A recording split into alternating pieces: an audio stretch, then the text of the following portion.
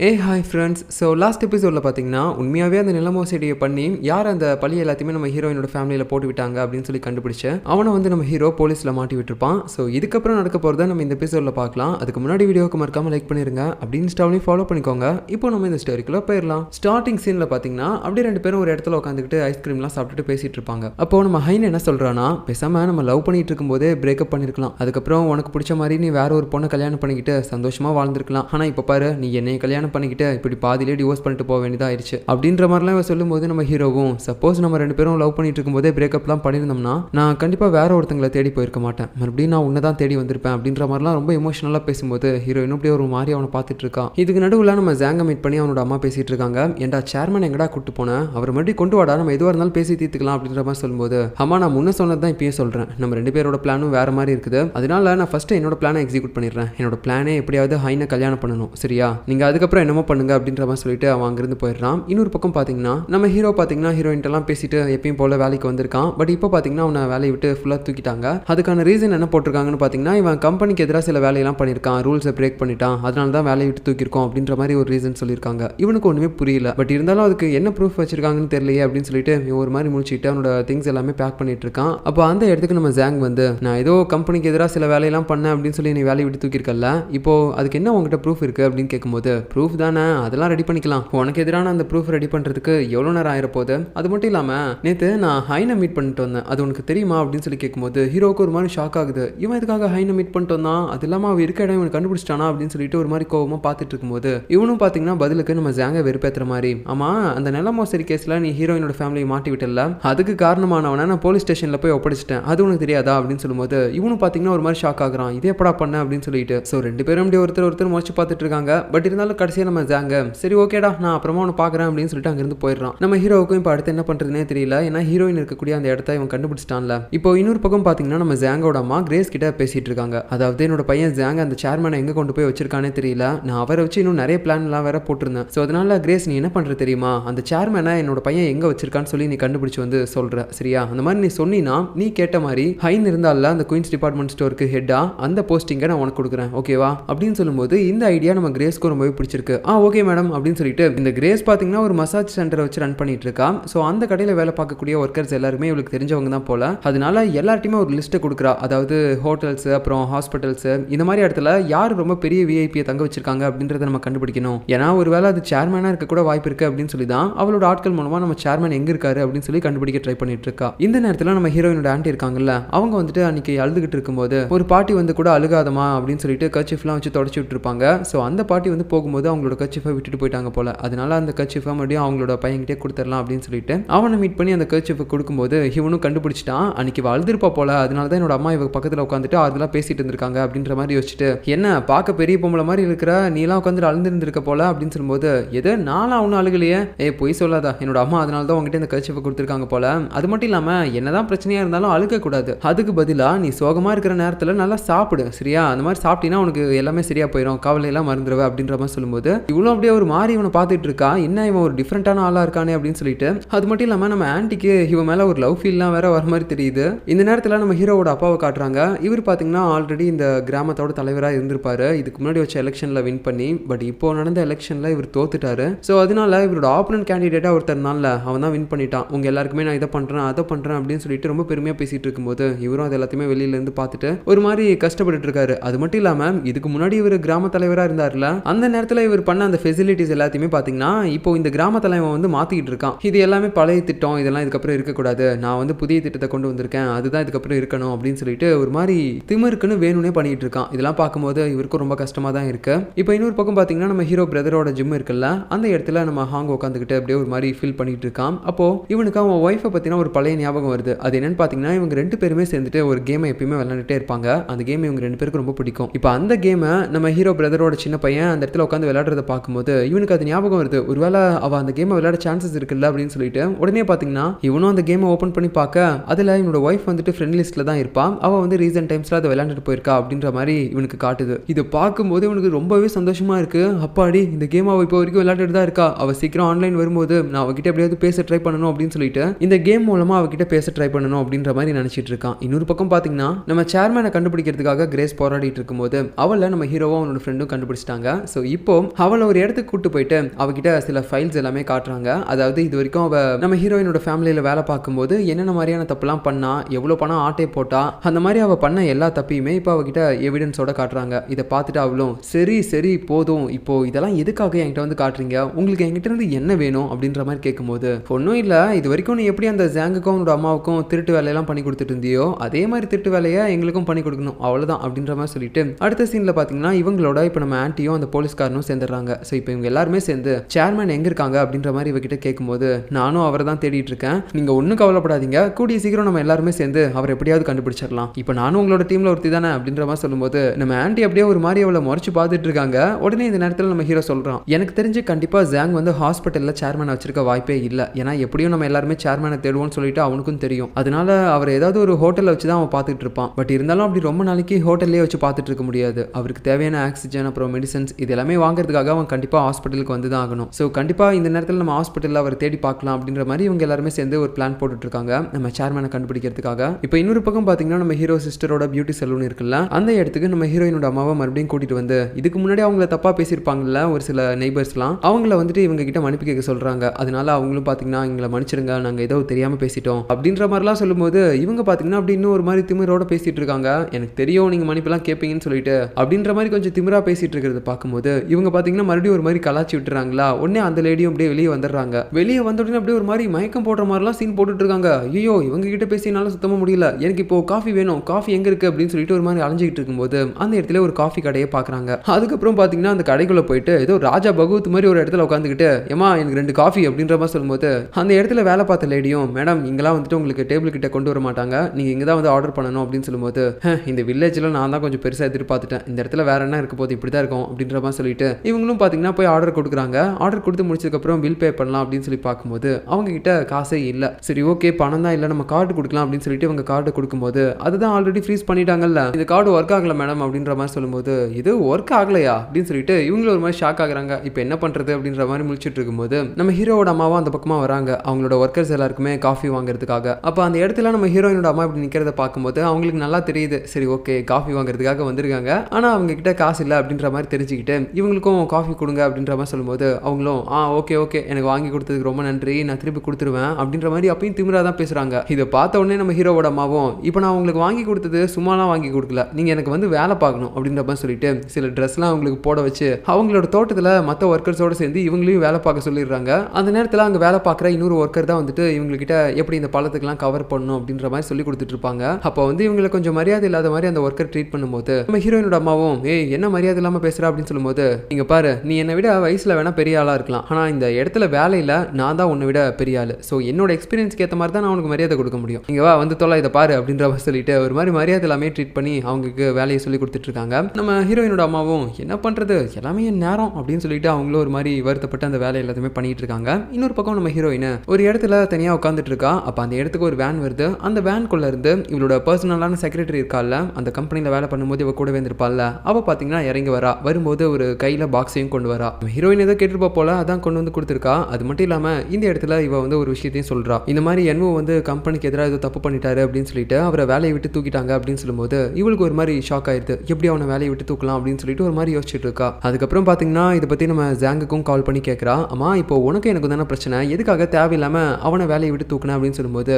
இப்போ ஏன் நீ கோவப்படுற, நீ தான் அவனை டிவோர்ஸ் பண்ணிட்டல, அப்படி இருந்தும் இப்போ வரைக்கும் நீ ஏன் அவன் மேலே பாசமாக இருக்கா, எனக்கு ஒன்றுமே புரியலையே அப்படின்ற மாதிரி இவனும் சொல்லிட்டு இருக்கான். இப்போ அடுத்த சீனில் நம்ம ஹீரோ வீட்டுக்கு வந்துட்டான். அப்போ அந்த நேரத்தில் அவனோட சிஸ்டர் பார்த்தீங்கன்னா, ஏன்டா அவனுக்கு ஒரு விஷயம் தெரியுமா, இப்போ புதுசாக அந்த குயின்ஸ் கம்பெனிக்கு ஒரு வைஸ் சேர்மனாக ஒருத்தர் இருக்கான்ல ஜாங் அப்படின்னு சொல்லிட்டு, அவன் நேற்று வந்து இந்த ஹைனை மீட் பண்ணியிருக்கான்டா. ஆமாம் அந்த விஷயம் எனக்கு தெரியும், இப்போ என்ன அதுக்கு, என்னது இப்போ அதுக்கு என்னவா, ஏன்டா ஒருவேளை அவங்க 2 பேரும் லவ் பண்ணலாம்ல, ஏய் என்ன லூஸ் மாதிரி பேசிட்டு இருக்க, ஹைன்லாம் அவனை லவ் பண்ண மாட்டா போ அப்படின்ற மாதிரி சொல்லிட்டு இவன் பார்த்தீங்கன்னா ஒரு மாதிரி கோவத்தோட அங்கிருந்து போகிறான். இதை பார்த்துட்டு இவளும் ஆமா அவங்க 2 பேரும் லவ் பண்ணுறாங்களோ இல்லையோன்னு சொல்லி ஒரு டவுட்டில் தான் நான் இது மாதிரி இவங்ககிட்ட பேசினேன், ஆனால் இதை இதுக்காக இவன் இவ்வளோ சீரியஸாக எடுத்துக்கிட்டான். ஓ இவன் பொறாமப்படுறானா, அட கன்றாவியே, அப்படின்னா இப்போ வரைக்கும் இவன் ஹைனை மறக்கல போலையே, அவள் லவ் பண்ணிட்டு தான் இருக்கான் போல அப்படின்னு சொல்லிட்டு இவன் ஒரு பக்கம் முடிச்சிட்டு இருக்கா. அதுக்கப்புறம் பார்த்தீங்கன்னா ஈவினிங் டைம் ஆகுது. இன்னைக்கு அந்த தோட்டத்தில் வேலை பார்த்த எல்லாருக்குமே நம்ம ஹீரோவோட அம்மா தான் வந்து காசு கொடுத்துட்டு இருக்காங்க. நம்ம ஹீரோயினோட அம்மாவுக்கும் கவரில் காசு கொடுக்குறாங்க. இன்னைக்கு நீங்கள் காஃபி குடிச்சிங்கல்ல அதோட காசை மைனஸ் பண்ணிட்டு தான் நான் உங்களுக்கு கொடுக்குறேன் அப்படின்னு சொல்லும்போது அவங்களும் அதை வாங்கிக்கிறான். அதுக்கப்புறம் பார்த்தீங்கன்னா நைட்டு வீட்டுக்கு போயிட்டு செம்மையாக சாப்பிட்றா. அங்கே இருக்க எல்லாருமே ஒரு மாதிரி பார்த்துட்டு இருக்காங்க, என்னடா இது வழக்கமாக பசிச்சா கூட சாப்பிடாம இவ ரொம்ப சீன் போட்டுட்டு இருப்பான், ஆனால் இன்னைக்கு என்னமோ இப்படி சாப்பிட்றா அப்படின்ற மாதிரி பார்த்துட்டு இருக்காங்க. ஆனா நமக்கு தான் உண்மை என்னன்னு தெரியும், இவங்க அந்த அளவுக்கு இன்னைக்கு வேலை பார்த்துருக்காங்க, அதனால தான் அவ்வளோ பசிக்குது போல. ஸோ நல்லா சாப்பிட்டு முடிச்சுட்டு இவங்க பாட்டு நைட்டு கொரட்டை விட்டு தூங்கிட்டு இருக்காங்க. இவங்களோட ஹஸ்பண்டும் பார்த்தீங்கன்னா அப்பதான் ஸ்லீப்பிங் டேப்லெட்லாம் எடுத்துட்டு வராங்க.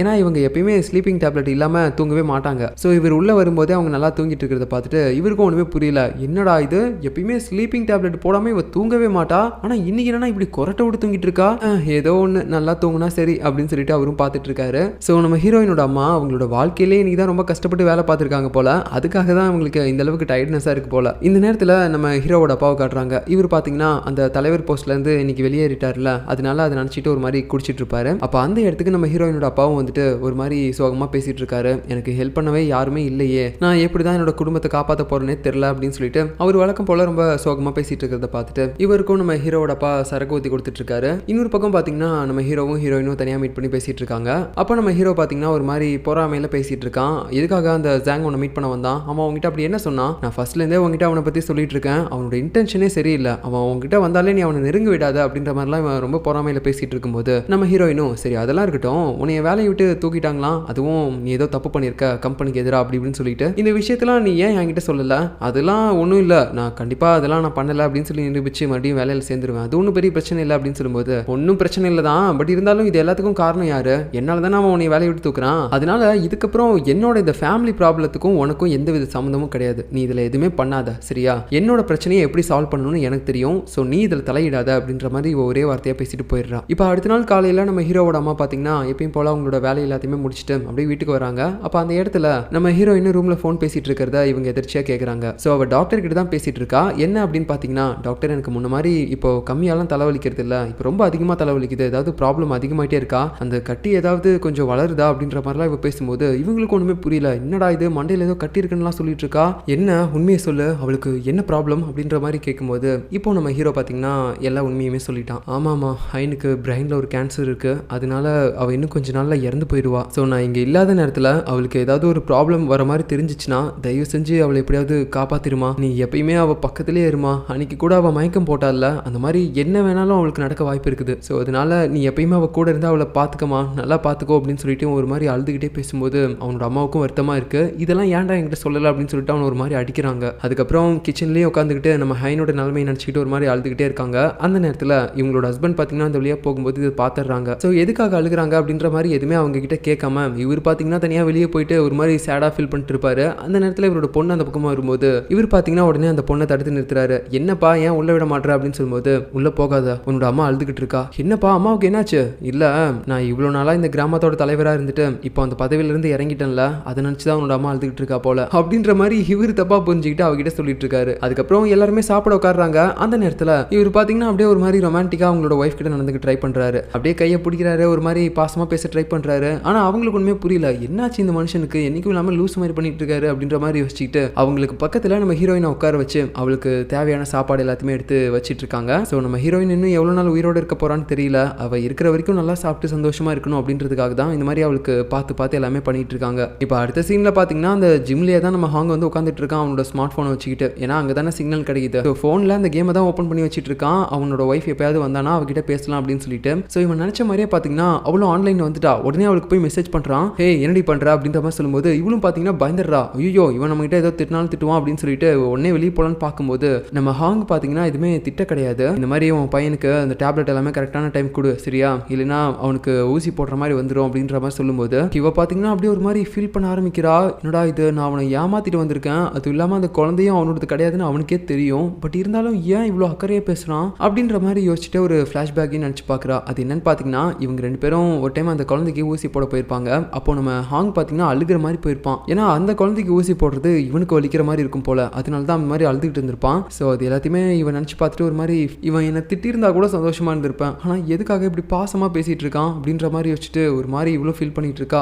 இன்னொரு பக்கம் நம்ம ஹீரோயின் என்ன நினச்சானே தெரியல, திடீர்னு அவளோட கம்பெனிக்கு கிளம்புறேன் அப்படின்னு சொல்லிட்டு அங்கேருந்து கிளம்பும்போது அவளோட அம்மாவும் பார்த்துட்டு இப்போ எதுக்காக நீ கம்பெனிக்கு போற, ஓ அப்படின்னா அந்த ஜாங்க் கூட நீ கூட்டு சேர்ந்து எங்க எல்லாரையுமே ஏமாத்தி நீ அந்த சொத்தை அபகரிச்சிருக்க அப்படிதானே அப்படின்ற மாதிரி இவங்க தேவையில்லாமல் பேசிட்டு இருக்கும்போது கரெக்டாக அந்த இடத்துக்கு நம்ம ஹீரோவோட அம்மாவும் வந்துட்டாங்க. என்னம்மா டவுனுக்கு போறியா, இங்கேருந்து நீ மெயின் ரோடுக்கு போகணும்னா உனக்கு எந்தவித வண்டியும் வராது, நான் வேணா அந்த பக்கமாக போகிறேன் உன்னை விட்டு போகிறேன் வா அப்படின்ற மாதிரி சொல்லும்போது இவளும் ஏறி உட்காந்துக்கிறான். ஸோ அதுக்கப்புறம் ரெண்டு பேரும் சேர்ந்து அப்படியே போயிட்டு இருப்பாங்க. அந்த நேரத்தில் நம்ம ஹீரோயின் பார்த்தீங்கன்னா திடீர்னு ஆண்டி நான் உங்களோட பையனை டிவோர்ஸ் பண்ணிட்டேன்னு தெரிஞ்சு கூட எனக்காக நீங்கள் இவ்வளோ ஹெல்ப் பண்ணியிருக்கீங்க, அது எல்லாத்துக்குமே ரொம்ப தேங்க்ஸ் ஆண்டி அப்படின்ற மாதிரி சொல்லும்போது இவங்களுக்குன்னா அழுகையா வருது. ஏன்னா இவ எப்படியும் சாக போகிறோம் அப்படின்னு தெரிஞ்சுதான் இந்த மாதிரி ஒரு தேங்க்ஸ்ன்ற வார்த்தையை சொல்கிறா. என்னம்மா திடீர்னு ஏதோ ரொம்ப தூரத்துக்கு போகிற மாதிரி பெரிய வார்த்தை தேங்க்ஸ்லாம் சொல்கிற அப்படின்ற மாதிரிலாம் சொல்லிட்டு அழுதுட்டு போயிட்டு இருக்காங்க. இன்னொரு பக்கம் பார்த்தீங்கன்னா நம்ம ஹீரோயின் கம்பெனிக்கு வரா. அது மட்டும் இல்லாமல் இந்த இடத்துல நம்ம ஹீரோ இருக்கான். அவனை இதுக்கு முன்னாடி லீகல் டிபார்ட்மெண்ட்டோட ஹெட்டாக வச்சிருந்தாங்கல்ல, அந்த பொறுப்புல இருந்து அவனை வேற ஒரு பொறுப்புக்கு, அதாவது அதை விட கீழ் பொறுப்புக்கு மாற்றிருக்காங்க. பெர்மனெண்ட்டாக இந்த கம்பெனியை விட்டு இவனை தூக்கல.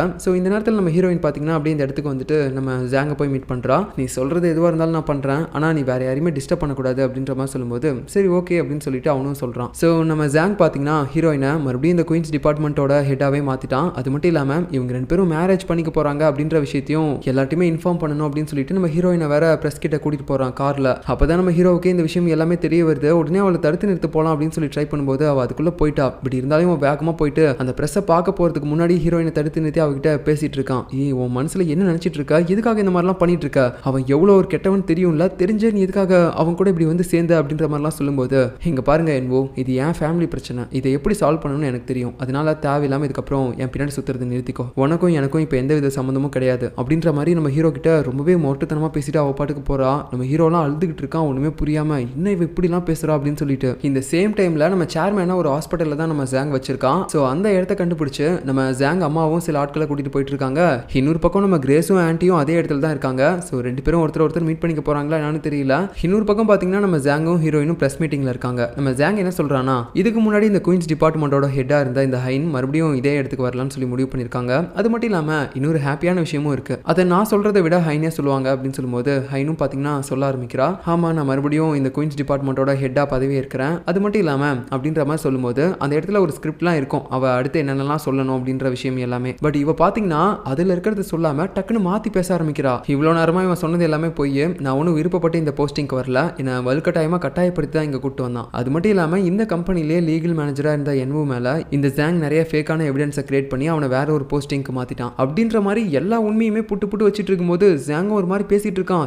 என்னடி பண்ணிட்டு இருக்கா, ஸ்கிரிப்டில் இல்லாதெல்லாம் ஏன் பேசுற அப்படின்ற மாதிரி சொல்லும்போது நம்ம ஹைன் பார்த்தீங்கன்னா கடைசியாக ஒரு விஷயத்த சொல்றா. அதாவது அவளுக்கு அந்த டிசீஸ் இருக்குல்ல, அந்த விஷயத்தையும் சொல்லும்போது எல்லாருமே இதை கேட்டு ஷாக் ஆயிடுறாங்க. நம்ம ஹீரோவுக்கு அப்பதான் புரியுது இவளோட பிளான் என்ன அப்படின்னு சொல்லிட்டு. எப்படியும் இவ சாக போறோம் அப்படின்னு சொல்லி தெரிஞ்சுதான் இதெல்லாம் பேசிட்டு இருக்கா போல, என் மேல எந்த தப்பும் இல்லைன்னு சொல்லி நிரூபிக்கிறதுக்காக தான் இப்போ இங்க வந்திருக்கா அப்படின்னு சொல்லிட்டு இவன் ஒரு மாதிரி ஃபீல் பண்ணி ஹைனை பார்த்துட்டு இருக்கான். இந்த மாதிரி இவன் அழுது பார்த்துட்டு இருக்கும்போது அப்படியே இந்த இடத்துல நமக்கு ஒரு ஃபிளாஷ்பேக்கை போட்டு காட்டுறாங்க. ஆக்சுவலா இவங்க 2 பேருமே லவ் பண்றதுக்கு முன்னாடி ஒரே கம்பெனியில் தானே வேலை பார்த்துருப்பாங்க. அந்த நேரத்தில் அந்த கம்பெனி ஆட்கள் எல்லாருமே சேர்ந்து ஒரு பார்ட்டியை கொண்டாடிட்டு இருந்திருப்பாங்க. அப்போ ஒரு பெரிய மனுஷன் நம்ம ஹீரோயின் கூட சேர்ந்து குடிக்கணும் அப்படின்னு சொல்லிட்டு அவ பக்கத்தில் வந்துட்டே இருக்கிறது ஹீரோவுக்கு ரொம்ப கடுப்பாக இருந்திருக்கும். அதனால அவனை பிடிச்சி இழுத்து, உனக்கு என்ன இப்போ ஒரு ஆள் கூட சேர்ந்து குடிக்கணும் அப்படிதானே, நீ ஏன் கூட சேர்ந்து குடி அப்படின்னு சொல்லிட்டு அவங்க கூட சேர்ந்து குடிச்சிருப்பான். அதுக்கப்புறம் பார்த்தீங்கன்னா இந்த பார்ட்டி எல்லாத்தையுமே முடிச்சுட்டு நம்ம ஹீரோயின் கூட நடந்து போயிட்டு இருக்கும்போது அவ பார்த்தீங்கன்னா ஒரு மாதிரி கோவமாக இருக்கிறத நோட் பண்ணிட்டு ஹீரோவும் கேட்குறான், என்ன அவன் உங்ககிட்ட அந்த மாதிரி நடந்துக்கிட்டது எனக்கு பிடிக்கல, அதனால தான் நான் அந்த மாதிரி பண்ணேன், இப்போ இதுக்காக ஏன் கோவப்படுற அப்படின்னு சொல்லும்போது நான் ஒன்றும் கோவப்படலையே, நீ குடிச்சிட்டு இருக்கும்போது ரொம்ப அழகா இருக்க,